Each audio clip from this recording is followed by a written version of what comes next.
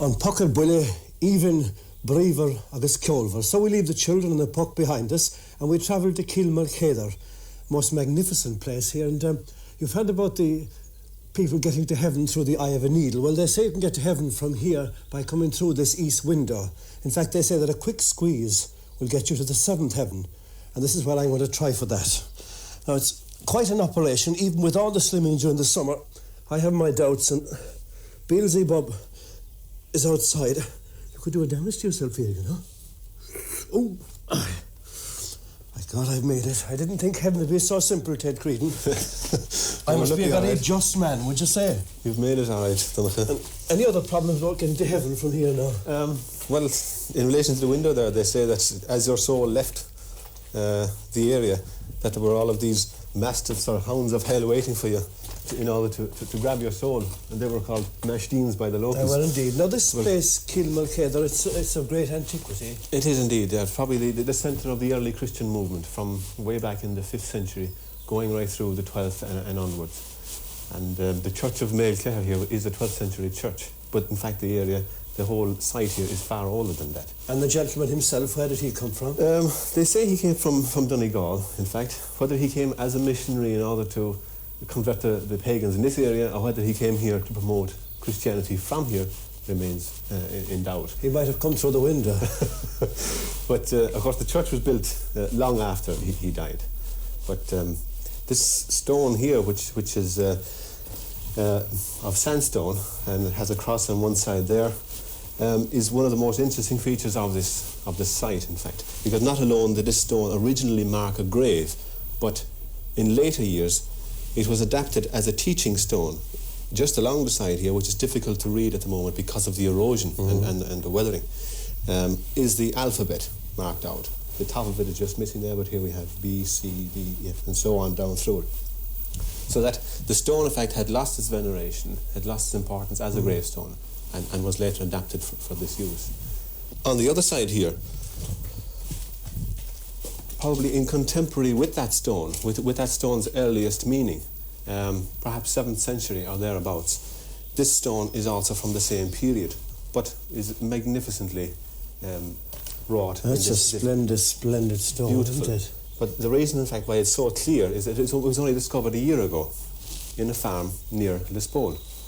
The farmer there, a man called Saint Maolcethair, was putting in a new cowshed, and they were digging foundations, and there was a machine working, and suddenly up came the stone.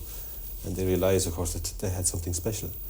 Straight away, the board of works sent down an excavation team, and they dug all around the place to see why such a magnificent stone should be there.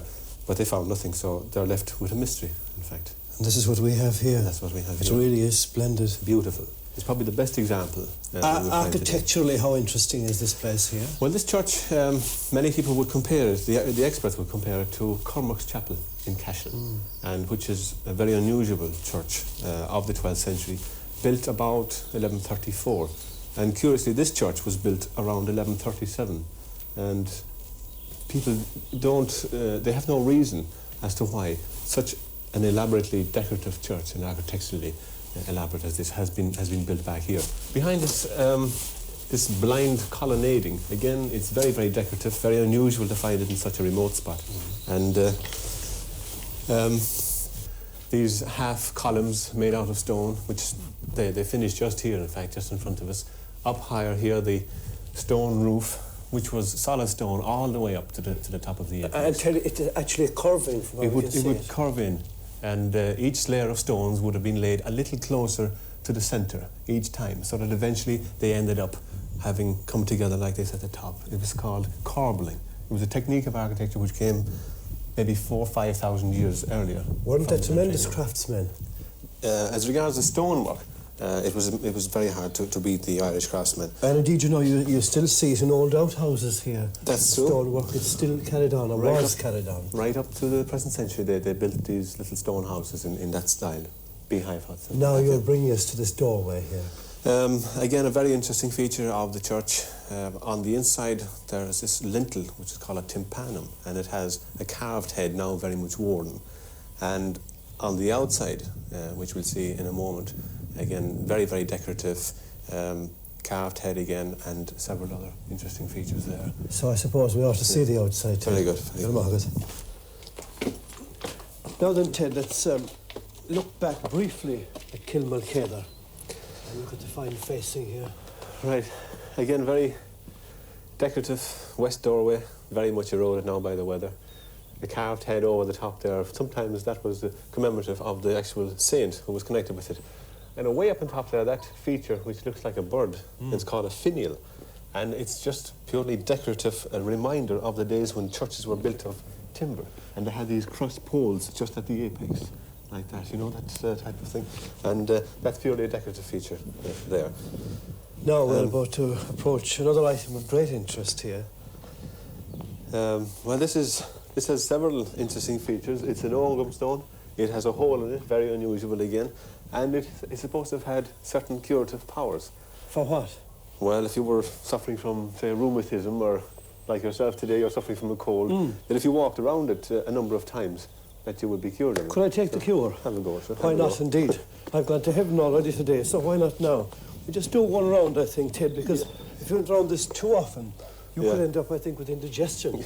No, the actual stone itself. Or dizziness. The stone itself, again, it could well be older than anything else here. It was probably a pagan monument. And it is inscribed with Ogham writing, which is more on this side than on the other. But basically, that was the very first form of Irish writing and would have originated around about 4th century AD. And many people believe that it actually started here in Kerry. They must have had an awful lot to write home about in Kerry. Well, now we'll go along to this interesting cross over here. Again, another beautiful feature of this churchyard. It looks quite modern, but in fact it's probably 7th century, so it's about 1300 years old.